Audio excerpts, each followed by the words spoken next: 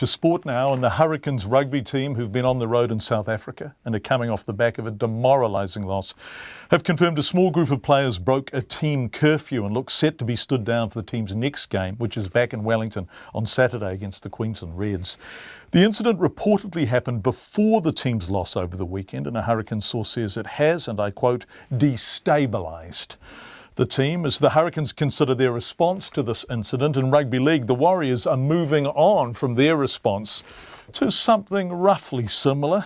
They suspended 6 players after a late night involving prescription drugs and energy drinks. 2 of the players are back with the team this weekend for a now crucial encounter against Sydney's Penrith Panthers. And today, in advance of that game, those 2 players, along with others, including Shaun Johnson and their coach Andrew McFadden, fronted for the media.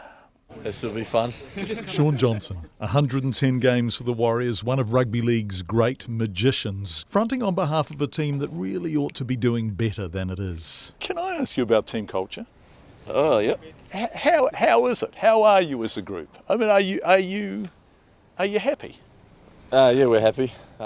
Happy, but somehow slightly awry. The season so far, played 9, won 4. Injuries, yes, and costly ones too. Breaches of team standards, yes, 6 for mixing prescription drugs and energy drinks, staying out late and being tardy the next day. This off the back of a 42-0 loss. Shaun Johnson, who wasn't one of the 6 and who just wants to do his talking on the field, was moving on. Yeah, look, we're moving on. We realised we had some issues and they got dealt with, and those boys are working hard, and we're there supporting them and just trying to move on. And do you think this might be a turning point in the season in terms of galvanising people, bringing you together, and also making you understand that the coach is the boss? Oh, I think we always knew the coach was the boss. But look, I hope it's a turning point as such. We haven't started the year off too well, and if we can use this, I guess, to push us in the right direction, then yeah, we'll take it. Why haven't you started the year too well? Because it's a good team on paper. Really, yeah, we are a good team on paper.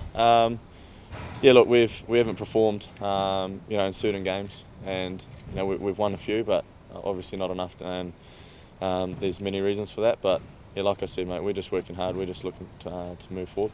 Moving forward, moving on, the players said it over and over. Bodine Thompson, a popular and respected player, but one of the 6 stood in front of the media like a boy made to apologise to the class by his teacher.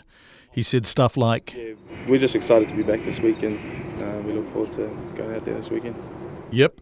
And then he said, yeah, we're just looking forward to this week. And then the poor bugger said, just awesome to be back this week. Looking forward to this week. In short, what they want to do is get the hell away from the media and play. And it may be that what's happened in the Warriors will be the shot in the arm the team needs. Oh, look, we've definitely got to move forward. There's been lots of attention around it, and we've worked through that. But certainly, we've got to start to focus on football again and Penrith this week. That's Andrew McFadden, the team's coach. He too began on message moving forward this week, you know it. But the man who once played for the Canberra Raiders knows that the best way of moving forward is not through what you say, but what you do. Andrew, you talked about what you're trying to build here. What are you trying to build here? We're trying to build a team that we can be proud of. We do get criticised a lot, and some of a lot of that's justified, and we are trying to turn things around so that that we have a team here that everyone's proud of and we can walk around and feel good about it. And what would make you proud? Obviously results, but what else? Oh, we need to be consistent. We need to show the type of spirit that we had last weekend, weekly. And, that's what we've got to try to create every week. And is there an obligation to be role models as well? Oh, look, there's no doubt about that. When you walk into this business, you automatically have a profile, so you need to behave in a certain way, and if you don't see that as a burden and see as that's something that you can actually influence people in a positive way, then I think that's the attitude we want.